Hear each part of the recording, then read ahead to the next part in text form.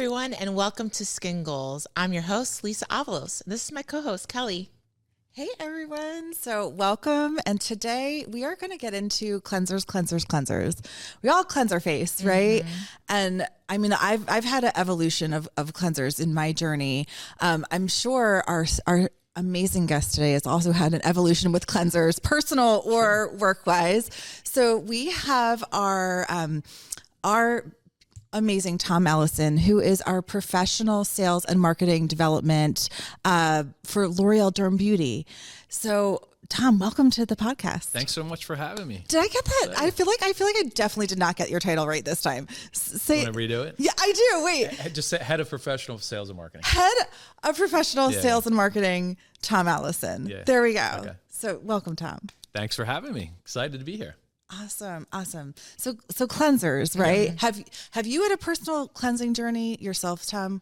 I actually have some pretty tolerable skin, so I'd never really had any issues with cleansers. Yeah. Mm-hmm. You know, part of my claim to fame, I guess, is I've been with the CeraVe brand since it started. So with that said, we launched with Hydrating Cleanser, our original cleanser, which was based to really be a utility product where everyone can tolerate it. Yeah. So I use that quite a bit. I would say the cleanser that I use the most is CeraVe Hydrating Bar. Oh, the bar. Bar guy. Yeah. My husband also bar. Yeah. So what's your skincare cleanser journey, Cal? Yeah. All right. So for me, I love that squeaky clean. Like I understand that Americans really love that squeaky clean feel, the foaming. It's like very, and close I'm like your ears, Europeans. Yes.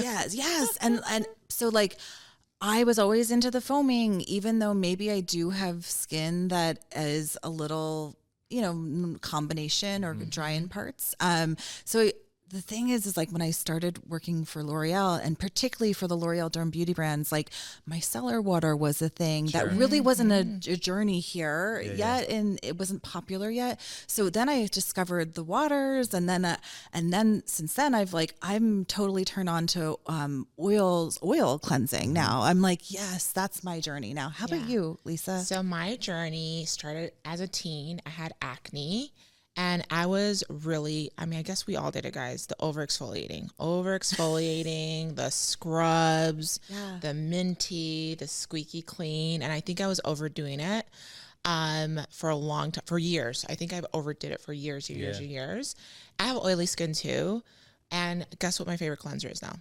Oil. Who would have thought? Yeah. Never thought. It's so gentle and smooth. And I think it helps me hydrate. Yeah. And it helps me control my oil because I'm hydrated. Oil cleansers obviously very big in Europe and Asia as well. Korean trend, think about double cleansing, which I think we'll talk about in a second. But it's already starting to take off a little bit in the United States. So we're excited to see that trend come to the States. And it's so different. Exactly. Yeah. I'm kind of into it. I am. I'm like, I love the it feels like squeaky clean, but we'll get there. Yeah. So let's start learning about your journey, Tom, your career journey with CeraVe. Yeah, so I had the opportunity to be with CeraVe since the beginning. It was a brand that started as part of a pharmaceutical company called Korea Laboratories. About 20 years ago was when some of that formulation design was happening. Yeah. Launched the product in October of 2005 and has been on the market since. CeraVe very much has been a brand that has been driven through dermatologist recommendations first and foremost. Actually, if you look at the logo CeraVe, it says "developed with dermatologists," and what that means for the audience is we sit down with dermatologists and have done from the beginning to get their collective input to make sure that what's in the bottles are the very best offering to consumers. And you think about developing skincare for patients that go see physicians. We'd like to call that kind of behind the door in the waiting room. There's just no margin for error. This patient has suffered from a skin condition because even still today, dermatology tends to be reactive. Yeah. They've probably self-treated already and have failed on that, or have taken advice either through social, what they're getting, in their social feeds, or have looked up on Google. We like to call that Dr. Google. And yet nothing's getting better. So with that said, from a cleansing standpoint in particular, dermatologists use cleansers to help set up that canvas, your skin. Absolutely. And these things are really built to do multiple things. At its base utility, it's obviously to remove that surface, makeup, oil, and dirt. And your sunscreen, guys. Exactly, which is where oil cleansers come in. It's big time. It can help get rid of that sunscreen, right? The other thing it helps, a good cleanser will actually help to rehydrate the skin even after you wash off the cleansing. And we know in dermatologics, for example, that actually helps the medications work better. If they're not having to fight through what's already on the surface of your skin, let's say a retinoid, for example, if you have acne, a cleanser can help by removing that, just gives that pathway a much easier way to penetrate and get to where it needs to work. So cleansing is very much a big part of dermatological routines that almost every patient that suffers from a skin condition will get a specific cleanser based on what the needs are. Yeah. I feel like even the word acne, like I've also had an acne journey, and that's triggering me right now too. Like, like thinking about cleansers that I've used, and like what I loved about CeraVe was it was just like, it always felt like it was like respecting my skin, or it wasn't like fully, it wasn't stripping my skin when I started using. So there's a dermatologist in Florida named Dr. Fromowitz, and he's a pretty well-known dermatologist. He's on podium all the time lecturing, and I've heard him say several times that what makes a good dermatologist great is mining the skin barrier. Yeah. And what you're saying is you don't want to overstrip your skin.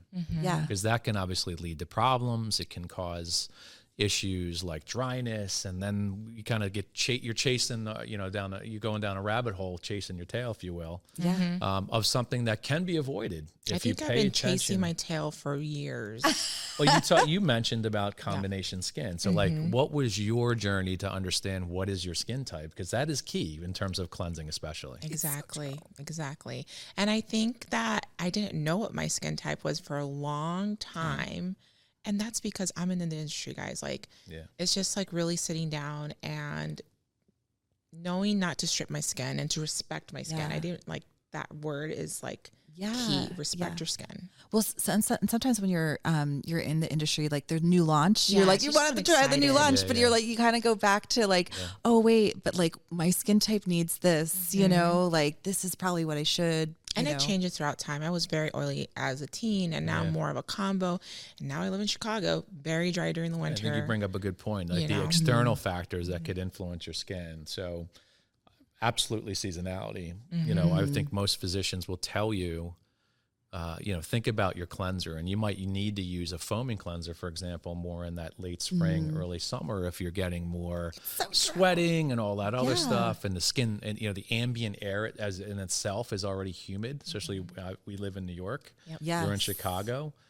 I'm in PA. In Pennsylvania. So like during the summer months, we get a little bit more humidity. However, when the calendar flips to the dryness, when we're taking hotter showers, when our homes themselves are dry because of the heaters, it's okay to actually pay attention to your skin and swap it out. And you might want to go with something a little bit more gentle, where it's not going to have that foaming power, or the idea of double cleansing, which might be appropriate for that dry skin period to get that hydration through the oil, and then follow up with that kind of general.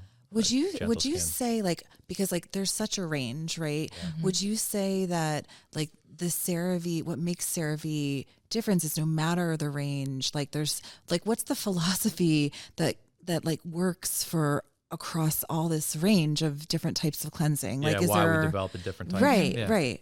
So first and foremost, I mentioned develop with dermatologists. So a lot of they're our muse, if you will. So we will sit down with these experts to talk about our range. Yeah. And we'll enter into the conversation a little bit on consumer trend and get their read on it. Is it something that they could support, that they feel is something that should be supported by their expertise? We'll talk about formulation design, but a lot of times with cleansing, it has to do with the galonic itself.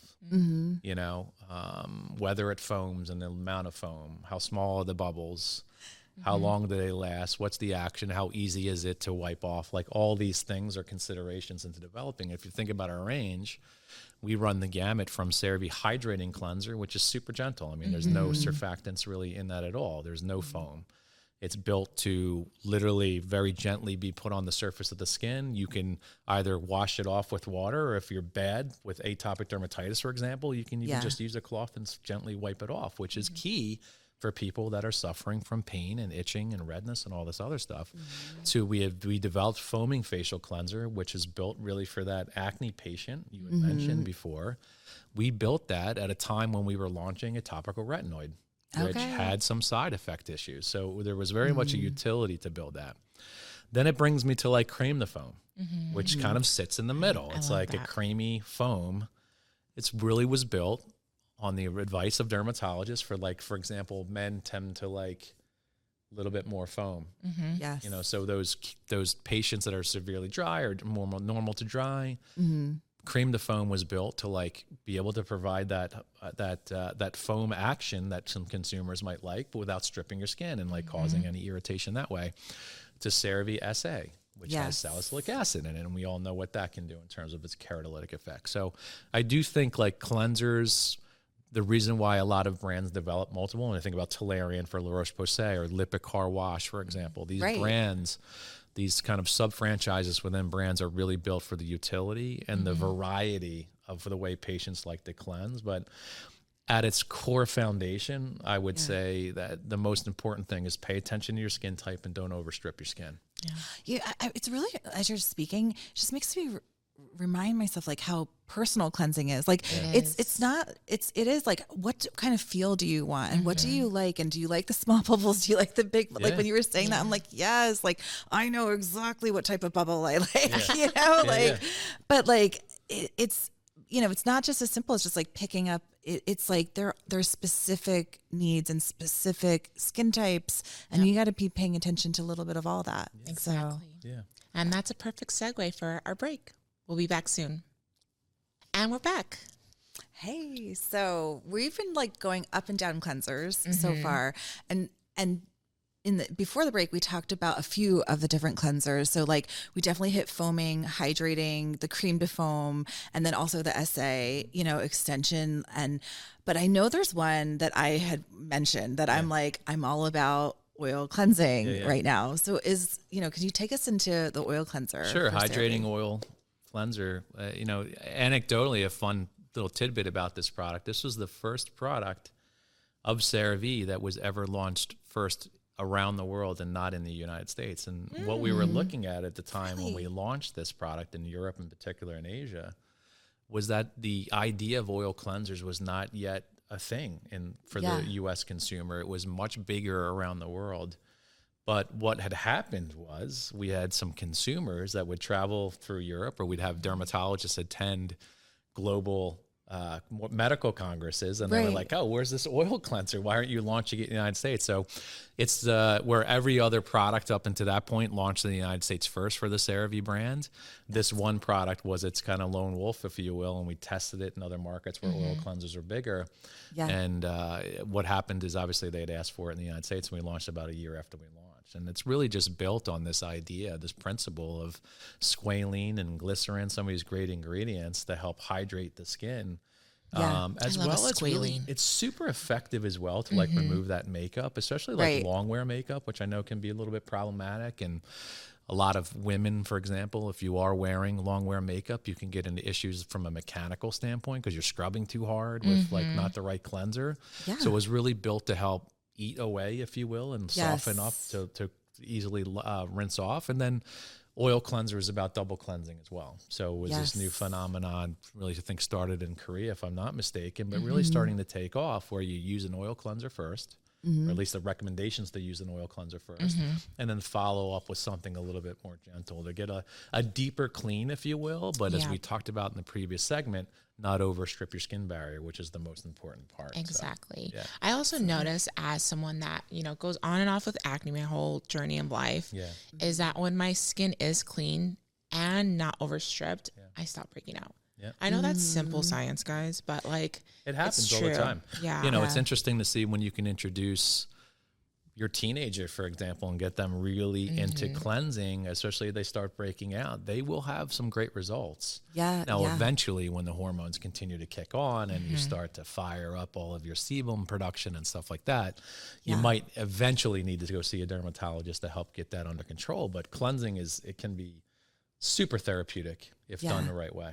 Sure. It can be. It's so true. And my daughter's cleansing journey, I have like a 12-year-old and like, it's interesting watching her. She's like, oh, she liked the hydrating first. Now she's starting to get into foam. And like, it's so interesting.